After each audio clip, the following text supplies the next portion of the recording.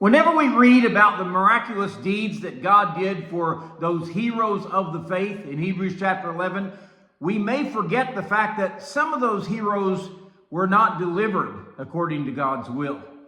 Good morning. This is Pastor Ernie Lewis of the Blue Point Church in Sisney, Illinois, with your thoughts from God's Word for Monday. You know, while we read about those heroes who subdued kingdoms, who stopped the mouths of lions, who escaped the edge of the sword, others did not receive that kind of deliverance. The writer even tells us about them, that other group of heroes in Hebrews chapter 11, starting with verse 35. He said, others were tortured, not accepting deliverance, that they might obtain a better resurrection. Still others had trials of mockings and scourgings, yes, and of chains and imprisonment. They were stoned, they were sawn in two, they were tempted, they were slain with the sword. They wandered about in sheepskins and goatskins, being destitute, afflicted, tormented, of whom the world was not worthy.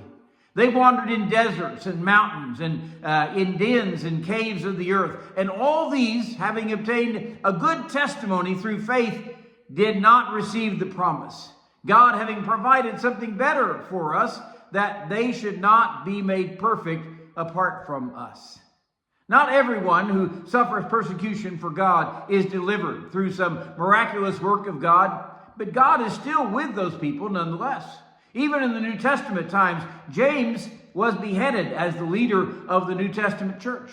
One verse even says they wanted to obtain a better resurrection, which simply means they did not want someone to rescue them from the suffering down here, but they looked for God to deliver them through death and through the suffering to carry them into glory.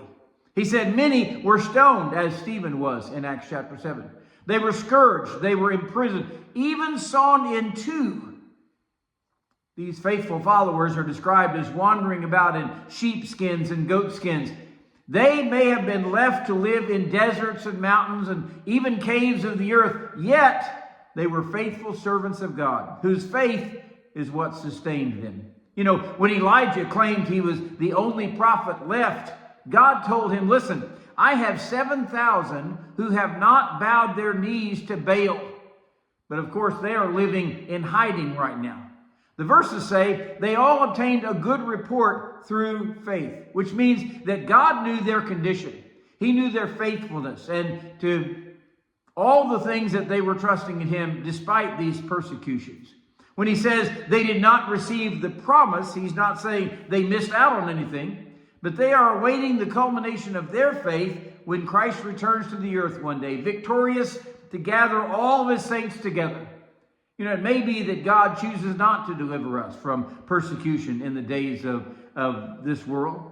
We may be listed like those who had great faith despite the miserable circumstances that they had to live through.